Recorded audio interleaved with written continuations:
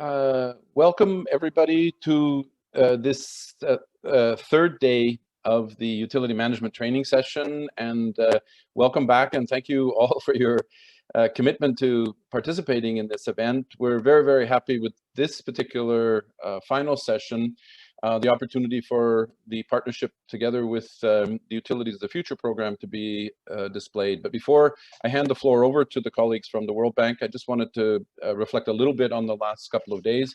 To give my apologies for my connection difficulties the last couple of days, but thanks to my colleagues who picked up in my absence, I've had to switch locations so that my connection will work, but I'm very happy to be with you, and I was able to at least hear what was happening the last couple of days.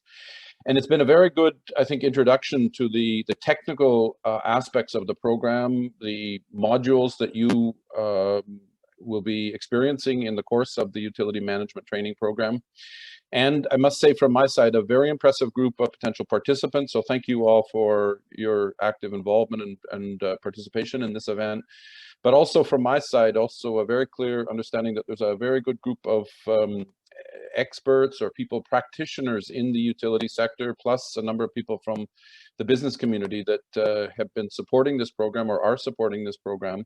And it was very, very good to hear their presentations and input over the last couple of days. With that, I just wanted to let you know that I will turn the floor over to the colleagues from the World Bank who will speak on behalf of the Utilities of the Future program.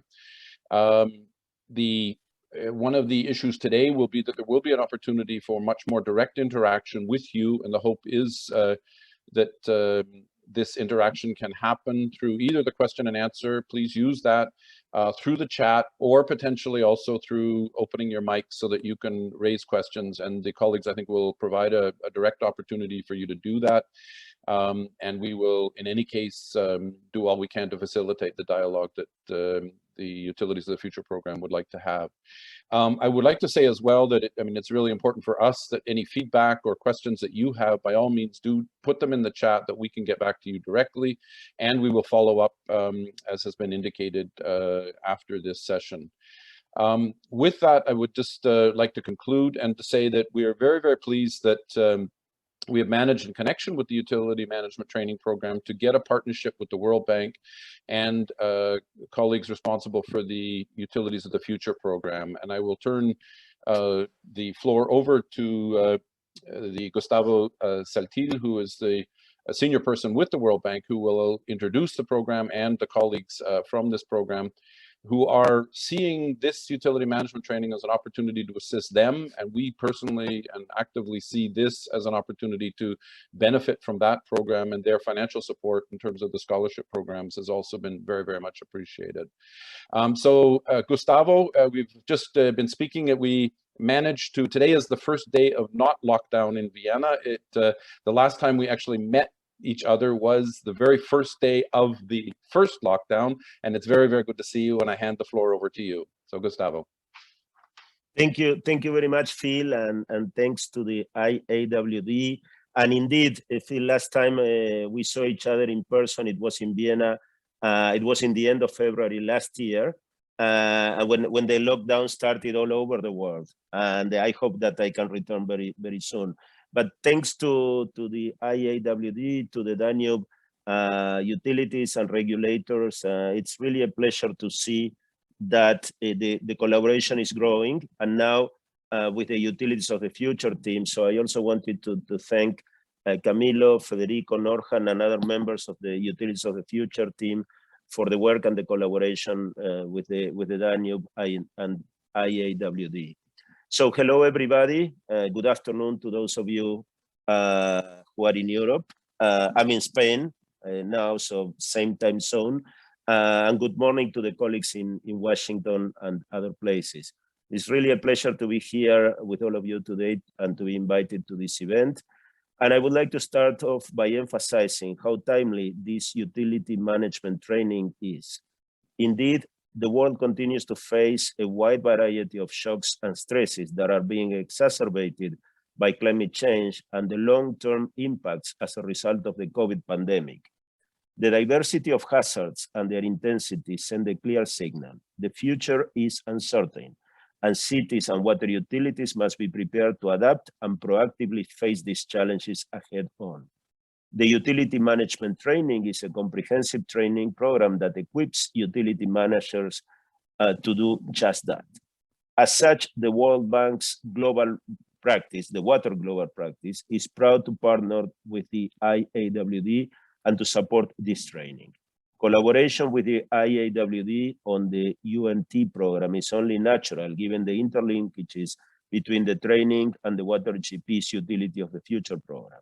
As you have seen during the course of this week, the UMT comprises a series of modules which are all well aligned with the elements of the Utilities of the Future program. The Utility of the Future program brings an element of practicality to each of these modules with an in-depth training of the Utility of the Future toolkit, including the design of the 100 days action plans and 5-year strategic plans based on good practices and KPIs that the World Bank has put together based on experience worldwide.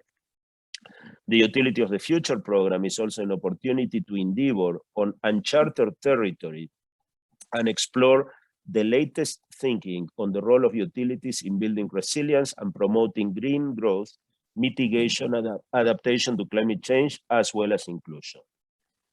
The COVID-19 pandemic has underscored the critical role that water utilities play in safeguarding public health, protecting the poor and vulnerable, ensuring sustainable business growth and job creation, and mitigating the impacts of the pandemics. While water utilities suffer the impacts of climate change, they can also be a source of global carbon emissions from energy use in the transportation, distribution, and treatment of potable water and wastewater. Therefore, water utilities can have important contributions to the climate adaptation and mitigation agendas and in building resilience to an array of shocks and stresses while ensuring equity and access to water and sanitation services through innovative approaches. As emphasized by utility managers worldwide, utilities can and should play an important role in green, resilient, and inclusive development in cities. So, what is the Utility of the Future program? How can we help utility managers globally in advancing their actions to build resilience to the impacts of climate change and other shocks and stresses more broadly? This is where the Utility of the Future program comes in. The program offers unique features to utilities, the World Bank colleagues, and development partners in general. Which are these features? Building a long-term partnership. We are in this transformational journey for the long haul. The Utility of the Future program fosters a participatory approach between bank teams and utilities to build trust, ownership, and long-term partnerships to support utilities along their transformation. It's also visionary because the program helps utilities to think about their long-term vision. Where do they want to be in the next 5 to 10 years and how we can get there? It's not only today and the action plans, but the vision for the future. It is also actionable because the program supports preparation of action plans with actionable recommendations, efficient because the initial phases of the Utilities of the Future program, the diagnostic and action planning, can be implemented in a matter of weeks. It's highly flexible and adaptable with 3 different modalities of implementation, and as such, the program is highly flexible and adaptable to the needs of utilities globally.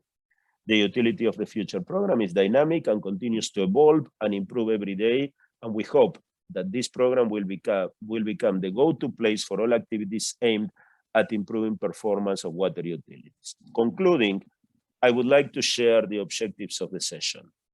1, we hope that you will learn about how the Utility of the Future tool is an efficient, customizable, and impactful resource for you. 2, we will be providing an in-depth explanation of the Utility of the Future concept and framework, and we'll also be sharing a demo of the toolkit. 3, we would also like to share other activities planned as part of the Utility of the Future program. There will be an opportunity to engage and share insights during the discussion. As always, please also engage in the chat box. We would love to hear from all of you. Let me now hand it over to Norhan and the Utility of the Future team to kick off the presentation. Thank you very much. Thank you very much, Gustavo, for that overview. Good afternoon, everyone. As Gustavo mentioned, my name is Norhan, and I'm an analyst in the World Bank's Water Global Practice. I'm going to kick off the presentation with sort of the context of the Utility of the Future program, how it fits in with the work of the Water Global Practice, and then we'll hand it over to Camilo and Federico to talk specifically about the program. So to begin with, I'd like to provide some context on what it is we do here at the Water Global Practice. Camilo, next slide, thank you. So as you'll see from this slide, our vision and mission of the World Bank Global Practice is to build and create a water secure world for all. Now, as Gustavo mentioned, in light of the longer term impacts we're seeing as a result of the COVID-19 pandemic, also within the context of climate change and the impacts that we're seeing of climate change, this vision remains to be ever more relevant today. This vision, so we have three different pillars that you see in front of you. The first is sustaining water resources, the second is delivering services, and the third is building resilience. These three pillars are integrated, they're interrelated, and it really shows how we look at the water sector as a whole. We approach the water sector in a holistic manner. The focus of this session is on the second pillar, is on delivering services, and how the Utility of the Future program fits in under this pillar and how it's integral within delivering this mission of delivering a water secure world for all within the Water GP.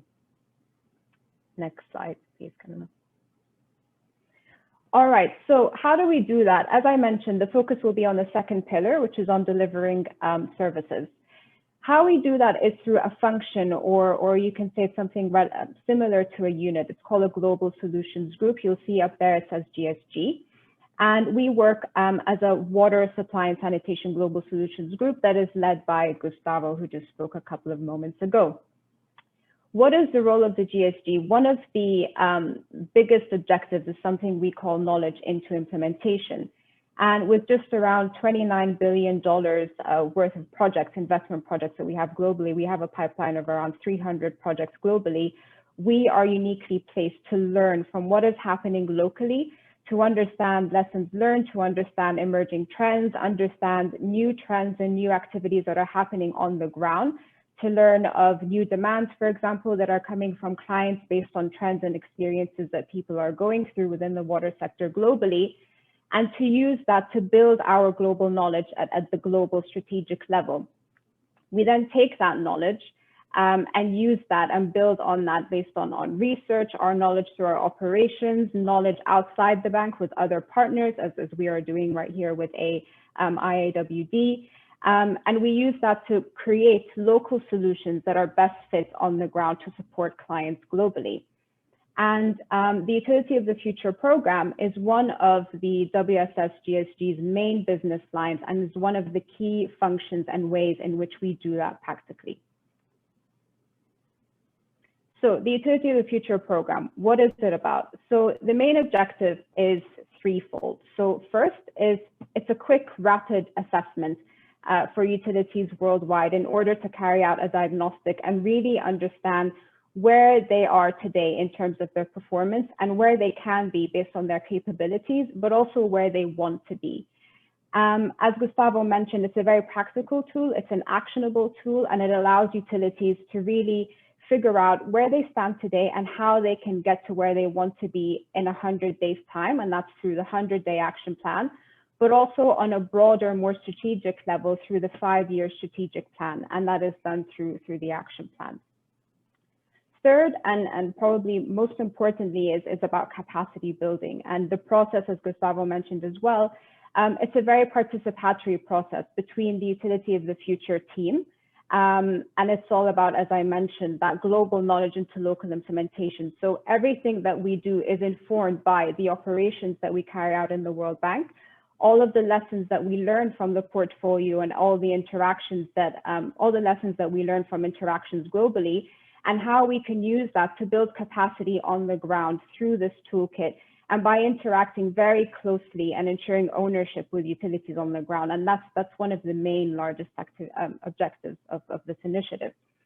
The audience, well, the audience is everybody connected on this call, utility management, utility owners, as well as more broadly, water supply and sanitation sector practitioners. So the past utilities of the future, I mean, it's been a very long journey. Although the initiative was launched in 2020, this work, as they say, has really built on the shoulders of giants. As I mentioned previously, with a portfolio of over 300 projects and the history of the Water GP's engagement, we've really culminated all of the knowledge that we've learned in operations throughout this time period, but also more of the global knowledge that we've been working on over the past years. We've had knowledge on specific sort of deep dive topics like non-revenue water, for example, energy efficiency, resilience, and more recently, this has culminated into work on smart water utilities, as well as the utility turnaround framework in 2018. The Utility of the Future program is sort of a development or it's built on the utility turnaround framework that is sort of being reshaped to address a couple of the gaps that we found at the time. And so that's when the concept was created in 2019 in order to develop a more forward-looking visionary planning tool. The Utility of the Future framework was developed in 2020, as you see in the timeline in front of you, and has been implemented ever since in a number of utilities. What you'll see there is a number of modalities in how we implement this tool. So the first thing you'll see in 2020 in orange there is that we just started off with 10 pilots in 8 countries, and the countries are listed there. And with these countries, we carry out, as I mentioned before, a quick diagnostic assessment. We develop a 100-day action plan. And with that 100-day action plan, we also provide implementation support as well as the 5-year strategic plan. But the initiative, as Gustavo mentioned before, it's really picked up really quickly, and it's evolved ever since in order to address the different needs and demands coming from task teams, and also to address the different contexts that we work in. And so, for example, you'll see there in purple, the Utility of the Future initiative was launched in Honduras and Sao Tome.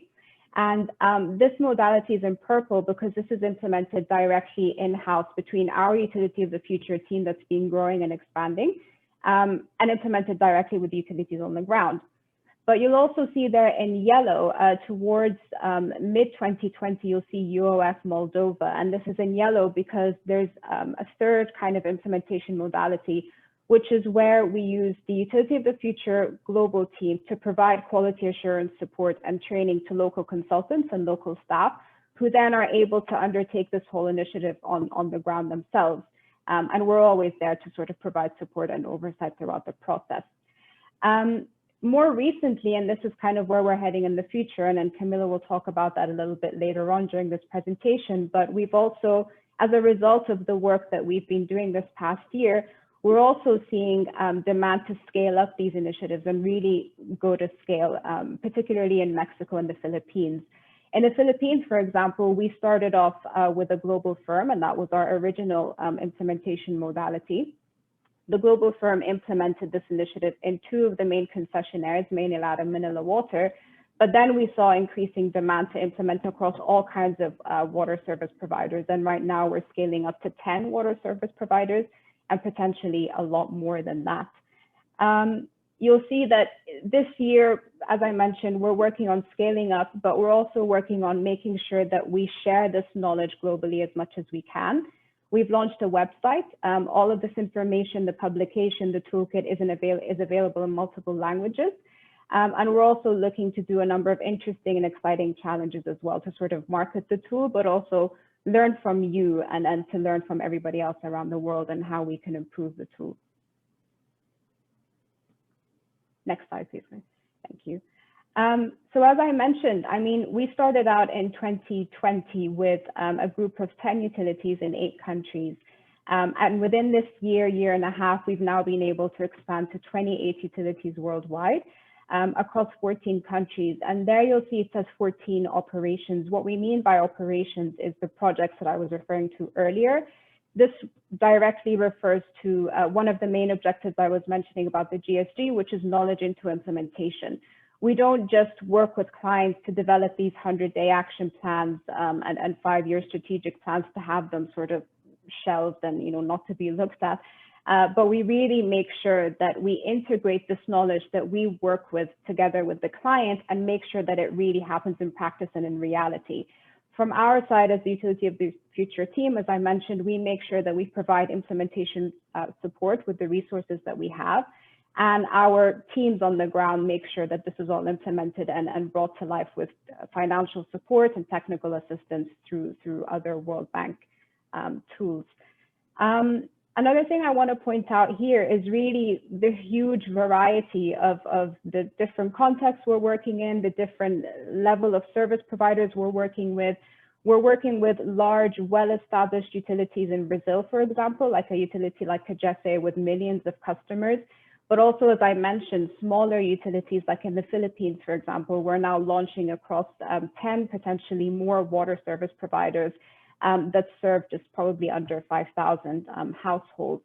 We're also supporting new establishments of new utilities and helping them with their business plans. So we're not only focused on utilities that are currently functioning and up and running, but we're also supporting utilities that are about to be established in developing their business plan and also having their vision and what it means for them to be a utility of the future. And this is taking place in Timor-Leste, for example, as well as Honduras. So there's really been a huge variety with the utilities that we work with. The tool has really proven to be quite flexible and adaptable to different contexts.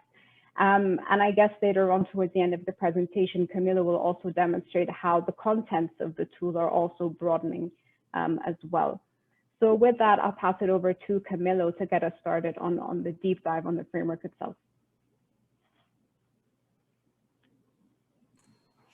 Thank you, Narhan. So good afternoon to everyone and good morning to those that are on this side of the world. My name is Camilo Lombana. I'm a senior water supply and sanitation specialist. At this point, I'm after working with the Europe and Central Asia region. So in this part of the presentation, I'm going to go through the conceptual framework of the UF. So far we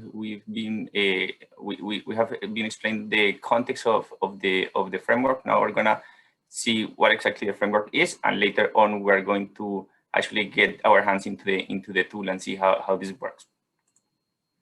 So then basically the Utility of the Future is a program that was designed to understand where the utility is at this moment and present opportunities and guide the utility and utilities staff through a transformational process to improve the performance of the utility, but ultimately to improve the service that is delivered by that utility. So then we work in, I would say, like in two boxes. So first we review what we call the essential processes, or what I call the utility of today. So on this one, we want to see how the utility is working today. So we want to make sure that the continuity of the services is guaranteed, that the key processes or functional processes are strengthened, that the resources are used on an optimized way, and that we improve the quality and standards of these essential processes. So the blue part is how we take a look at the utility of today and how we make sure that all those processes are working fine.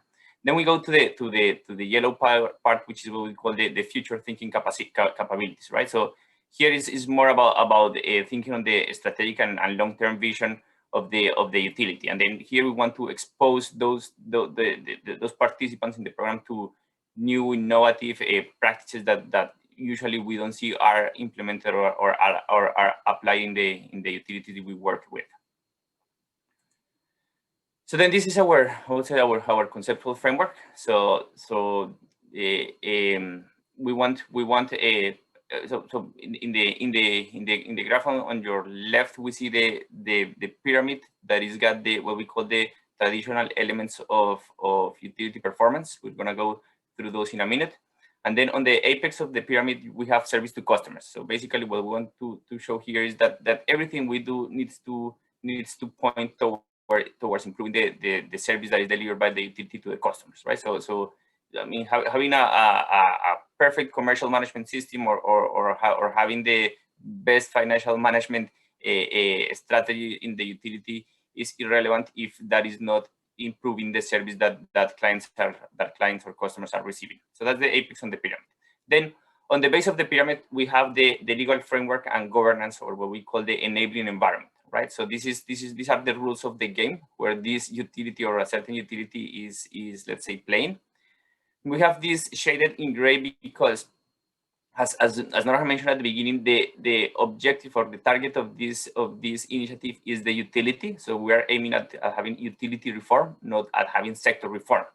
Nevertheless, to carry out this exercise, we need to understand what is the enabling environment of the utility to make sure that we are proposing or we're thinking on strategies that are in line with the current legal, regulatory, and governance framework on a given country. So we say that the utility of the future is, of course, a future-focused utility which provides reliable, and reliable means a 24/7 service. So the service is there when you need it. Safe, which means that the water that is being provided is potable and is adhering to quality standards. Inclusive, which means that the service that provides the utility is not excluding any party or group in the provision of this service. Transparent, which means that the utility is got all the audits and is published all the operational data as required. And responsive, it means that the utility is there whenever a customer or a client needs a questions to be answered or a complaint to be understood. So the utility is there. So these are the key drivers of a utility.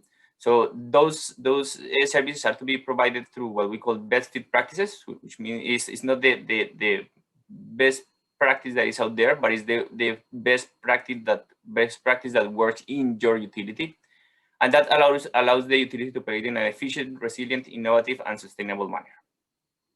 So now let's go to each of these what we call the elements of utility performance. So first we go to the commercial operations, which deals with topics related to first the customer engagement, which is key, and all the processes needed to understand how the service is being used, whether it's being, what is the consumption, and how the clients are to pay for this service, right? So then in the commercial area, we have topics as metering, as billing, collections, customer records, and customer relationship and management.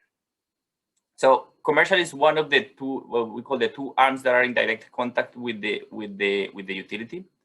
The second being the technical operation of the utility. So technical operation involves areas that are related to the infrastructure and the tangible components of the water supply process, right? So here we are seeing how the assets are operated, how the assets are maintained, and how they are ensuring that physical services delivered, right? So this means that water is indeed being pushed through the system, that is being treated in a proper manner, that wastewater is being collected, that wastewater is being treated and disposed adequately. So the technical operation is more on this the engineering side or the technical side. So technical and operation are usually what we call the usual suspects. So whenever we think about improving a utility, we tend to focus on these two aspects, right? The technical operations and the commercial operations, which are those that are in direct contact with the clients or with the users.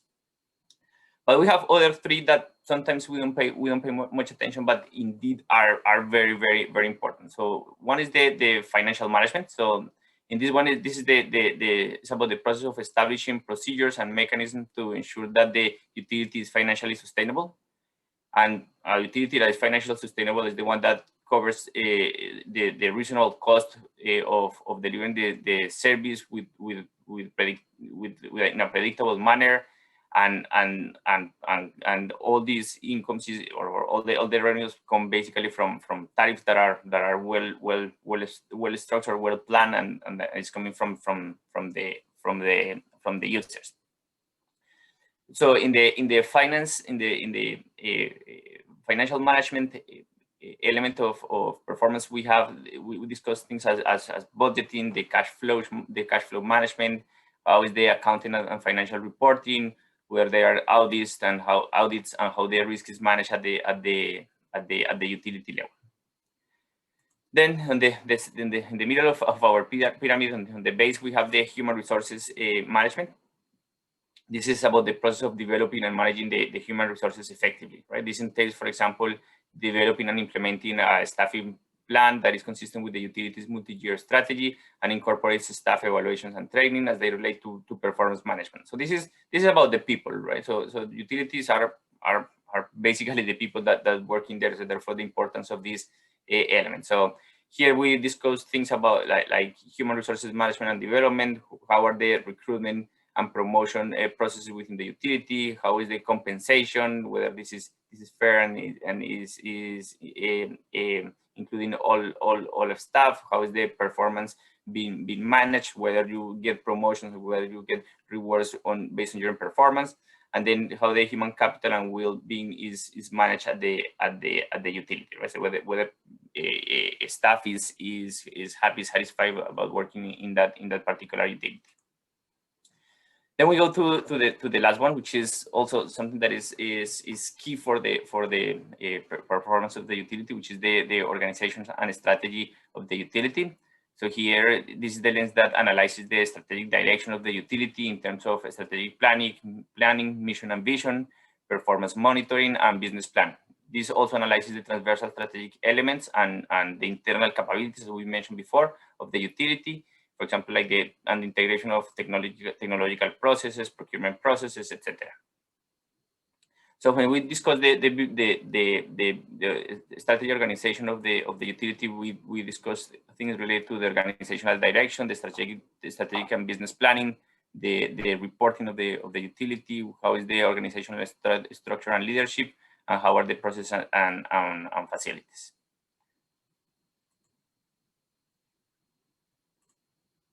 So, I'm just missing one slide here. I'm sorry, I'm just missing one slide here. So, all right. So these are the outer ring of the framework, which is what we call the utility of the future dimensions, which is represented by this orange ring on the slide. So basically here is what we, and probably this is represented by that outer box that we showed at the beginning, and this is what we are trying to expose the users of this program to, right? So these are usually practices that we commonly don't see our utilities using, right? So not all of them are completely, let's say, futuristic practices, but this is more practices that we believe would be good for utilities to start implementing. So we have four dimensions on the utility of the utility of the future. So the first one is innovation, and this one means a change made in the nature or fashion or anything. When something newly is introduced, like a novel practice, a method, and so on.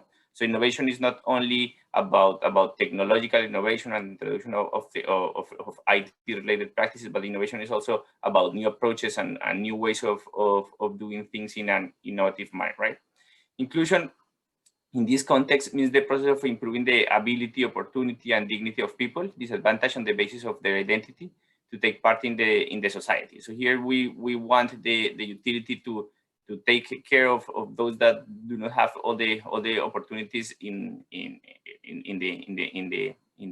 group of people that they serve, but also the utility of the future is inclusive with the people within the utility, right? So it does offer opportunities for people that don't have that have some sort of disabilities within the utility to get equal treatment.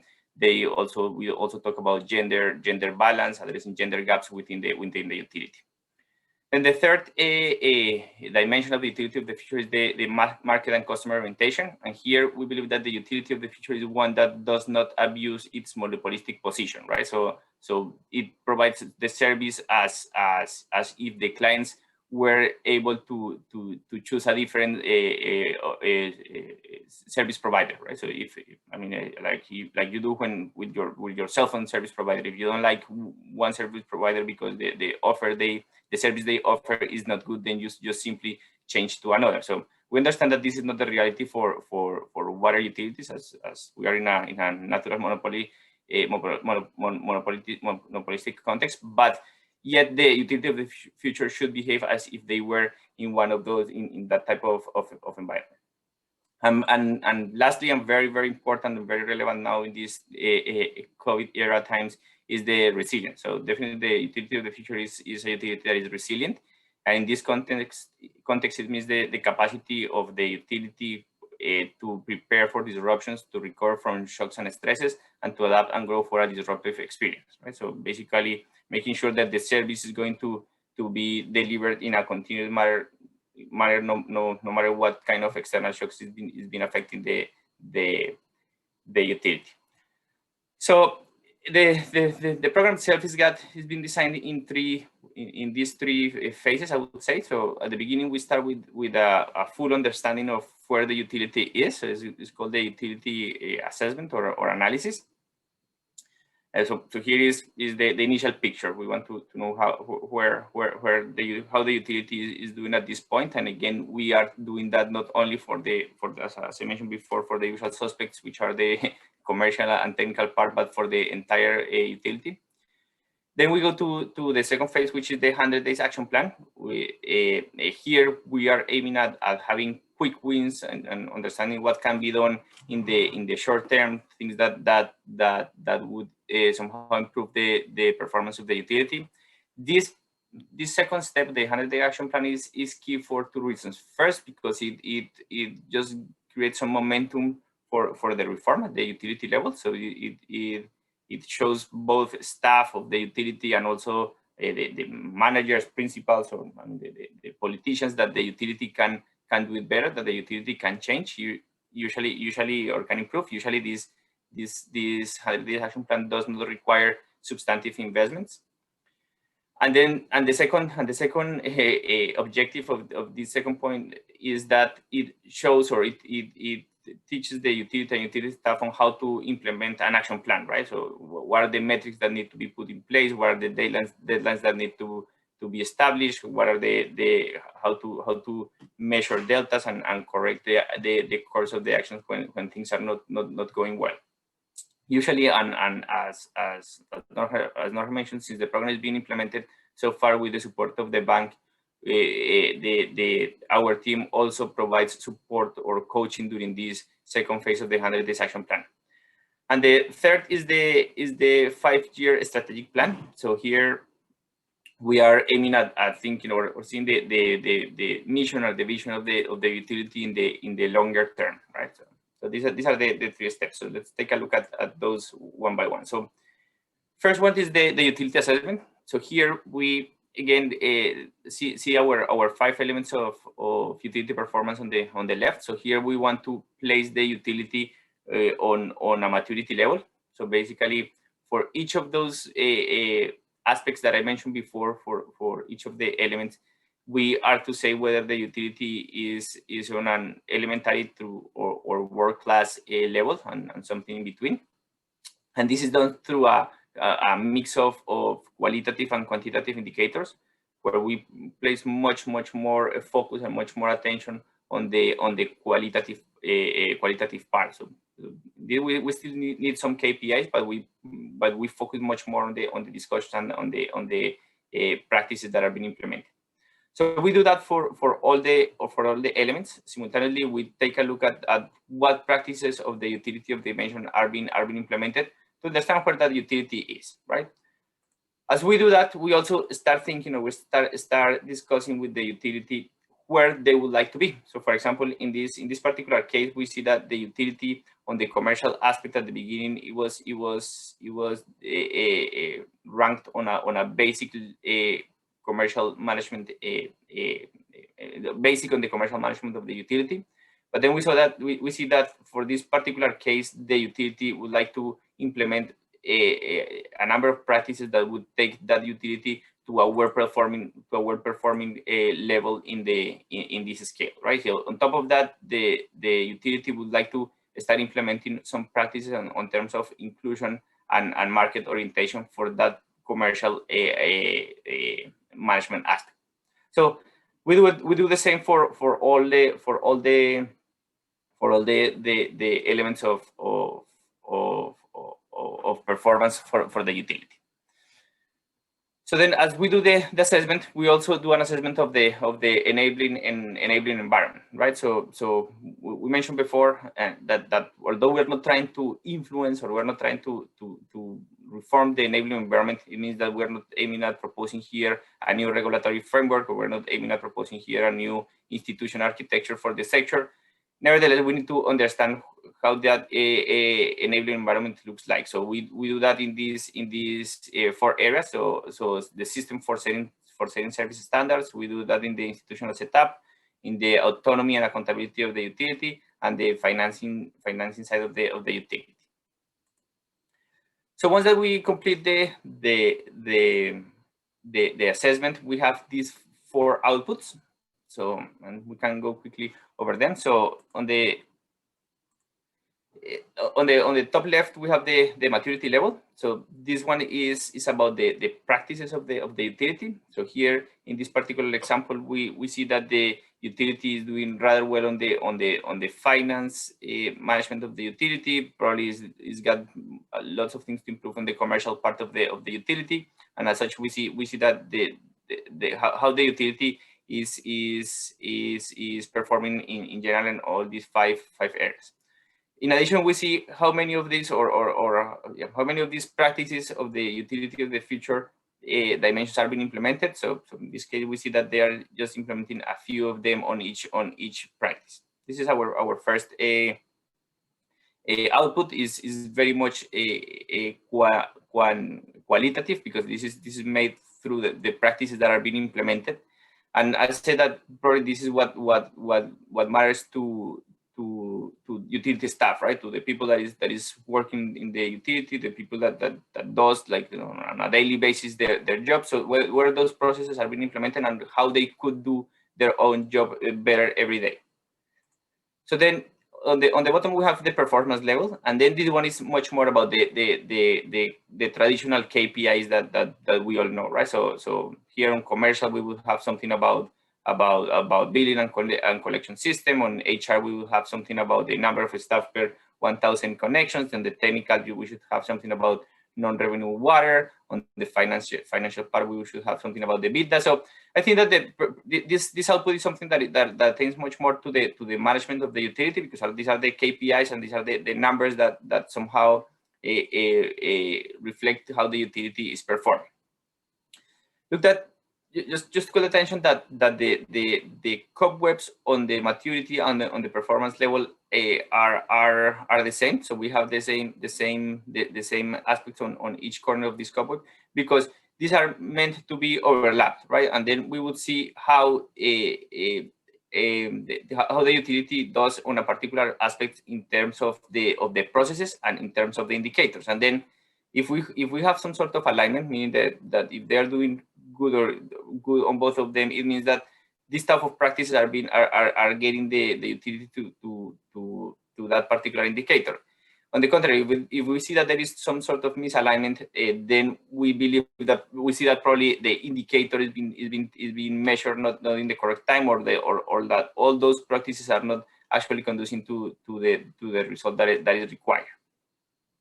The third output is the service to customers, and this is what I was mentioning at the beginning. This is what really matters to customers. The customer of your utilities, or the users of the utilities, do not care about what is your EBITDA and what is your non-revenue water indicator. The number per se is irrelevant for them. So what they do care about is about the service that they are receiving. So whether they get the service when they need it, whether the water that is being received is potable, whether the wastewater that is being treated and turned back into the water bodies is being treated adequately, whether the utility does take care of all users, whether the utility is transparent and is disclosing all the numbers, all the data, and whether the utility is responding whenever the client requires an answer, right? So this is what really matters to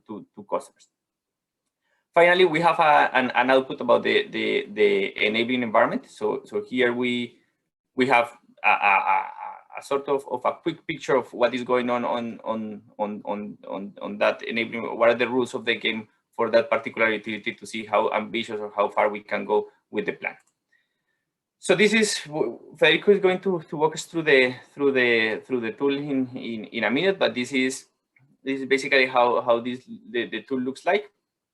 So you have here, you have to select the different areas on the tool, and then at the end the tool itself prepares an output report that somehow walks you through all these deliverables that I mentioned before.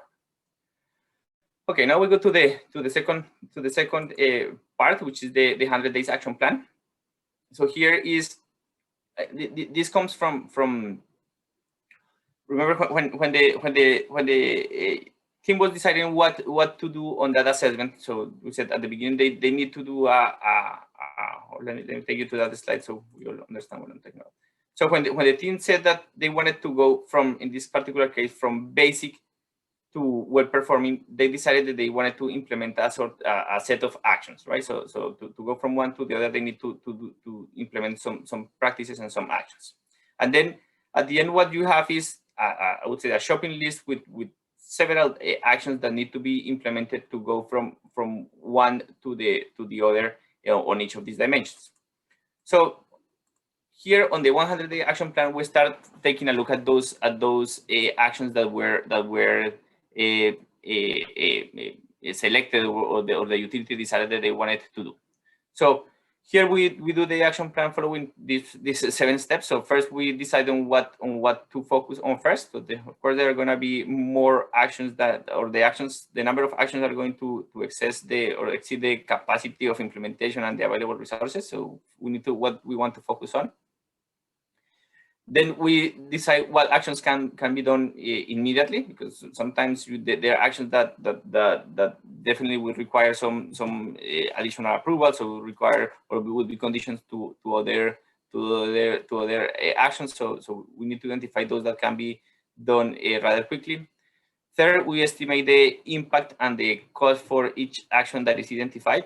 So and then here's this plot here, and then usually we're aiming at doing, for the 100 days action plan, we're aiming at doing those actions that have high impact and rather low cost or difficulty of implementing, right? So we call this the no-brainers, high impact, low cost. Of course, let's implement those right now, right? Those that have low impact and high difficulty or high cost, probably we will need to take a look at those and see if it makes sense to implement those.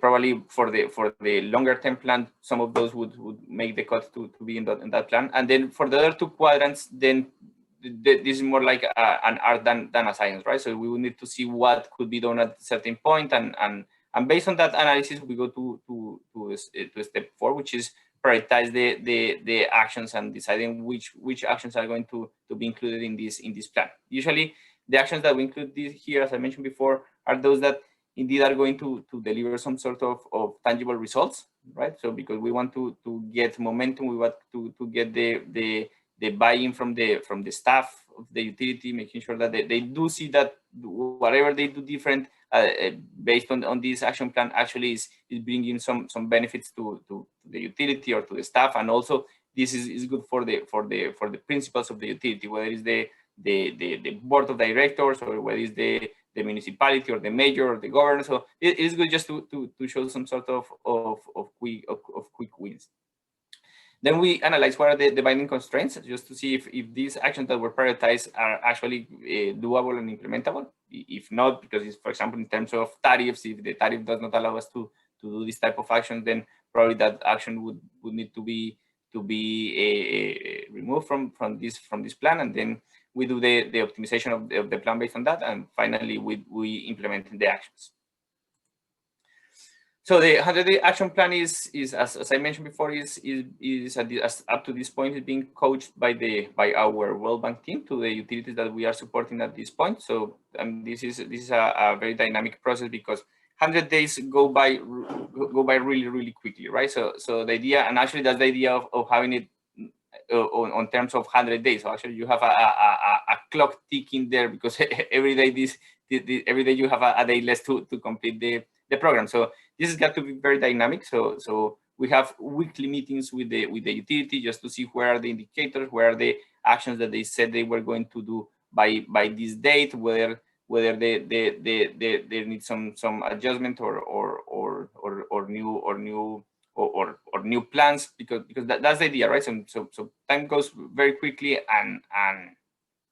and therefore we need to make sure that there are not idle activities on the plan, right? So we do this through continuous communication with the teams. The idea is just to identify what are the obstacles and where there can be some adjustment or adaptation to those obstacles.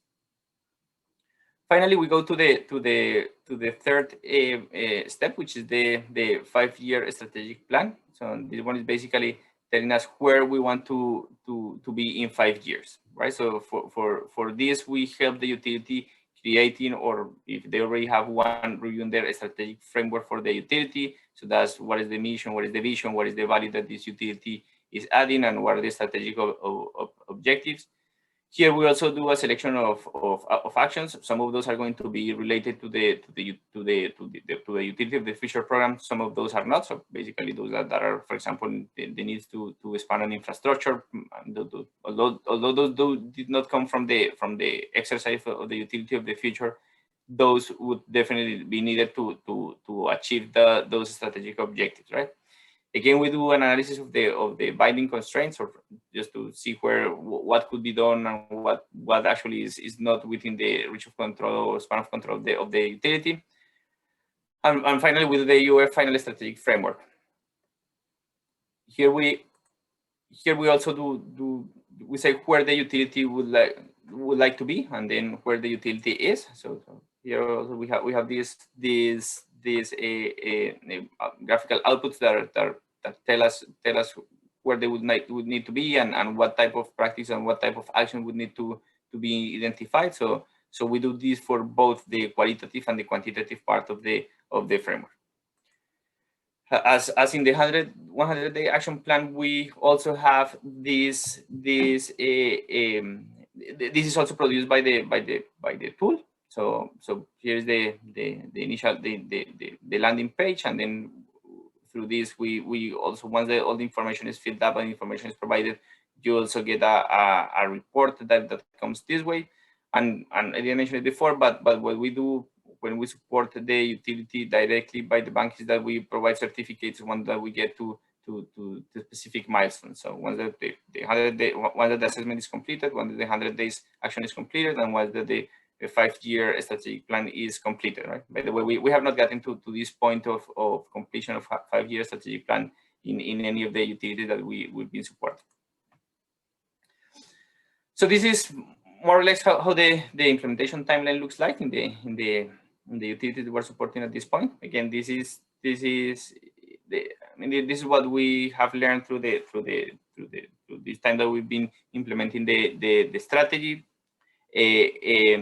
And this implementation timeline, I would say, depends 99.5% on the commitment of the utility, right? This is about whether the utility wants to do it or not. If the utility is committed, and both utility staff and utility management feels that this is adding value, this is something that goes by very quickly, and that actually adds a lot of value.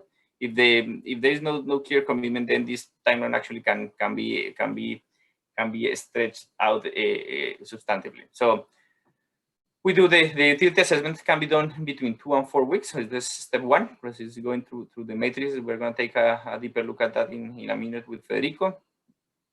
The 100 days action plan is something that preparing the 100 days action plan can take between 3 and 6 weeks. This is good. I mean, this takes a bit longer than the assessment, because here we also want to have some sort of validation from management and making sure that the resources that are being allocated are confirmed and indeed can be used.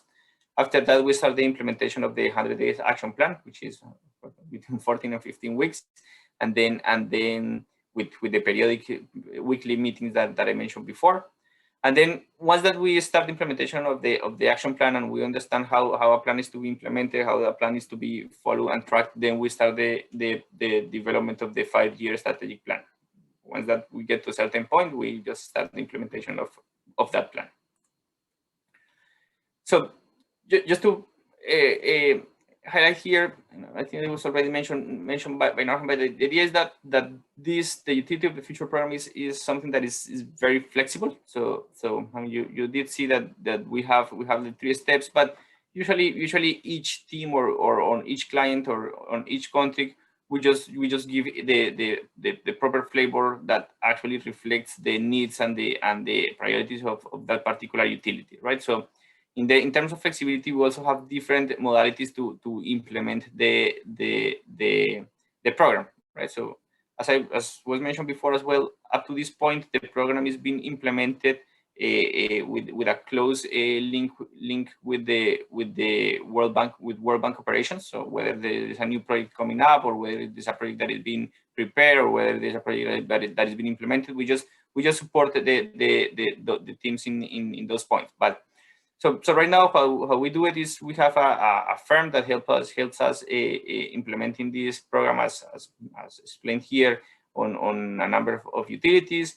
We also have our own team that does support utilities as needed, and then we also are training local consultants in different countries to make sure that they are like replicators of these strategies, right? So in any case, all of those implementations are key for us, because every time that we implement a new program, we are just getting more and more feedback to improve our I would say ever evolving methodology, right? So the key here is that no matter who is implementing it, what is important is that we are understanding what else could be done, or we learn a new practice that is being done in an X or Y utility, and we just bring that back to our own methodology, and we include it in the next update of the framework.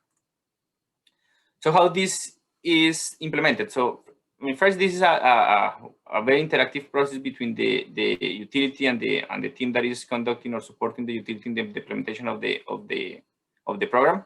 So it's nothing like having a group of consultants just going there and deciding what the utility needs to do. So we really want to stay away from that approach, and we really want the utility to be the one that is on the driver's seat, and we simply are facilitators, and we're simply our knowledge provider for the utility to implement or design this program.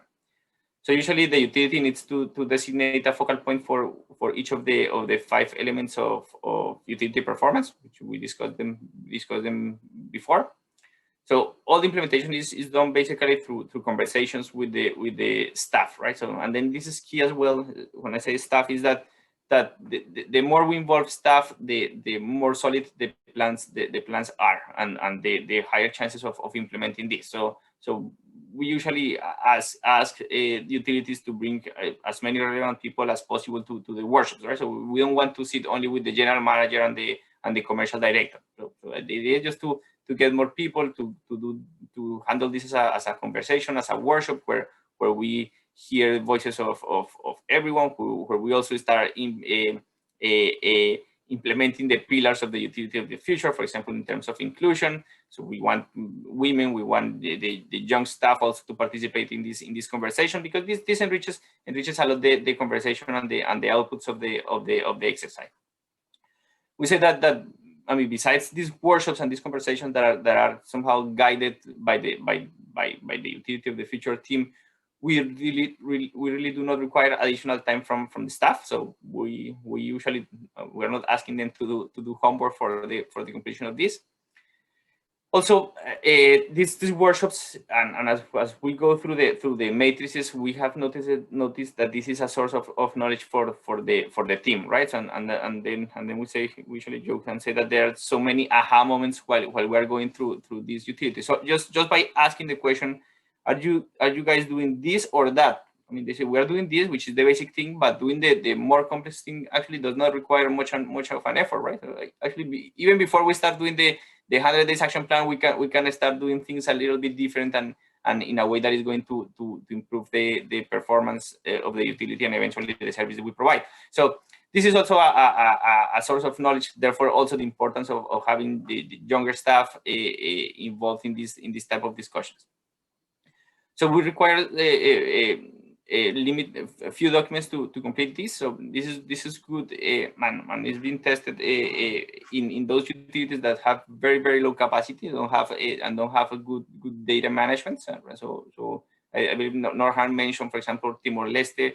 Utility was some sort of a basic utility, and they didn't have a good data management, right? But nevertheless, we managed to have a fruitful conversation with them, and we managed to identify what were the actions that they needed to implement to improve their performance and the service they provide. And besides this is limited additional information is required to validate all this, right? So again, we always say that this is not a rating. We're not ranking the utility. We're not giving a score to the utility. So this is just an internal exercise for the utility to improve how they run the utility. So no need for the utility to present data in a way that makes it look better than what the utility is at certain point, right? So this is the methodology that we follow. So with this, we complete the part of the explanation of the framework. So then here, what I would suggest is we can take a short break of a couple of minutes, but it's more for the participants to download the tool, which is available here. So you go to worldbank.org/UOF. So please get to that point, download the tool, and then we here is exactly how you do it. So you just go here. It says download utility of the future. So please download the I mean, for now, the step-by-step and the framework, and then probably we can reconvene in 5 minutes time. So it's going to be at 15:10 in Europe, and then at that point, Federico will walk us through the tool.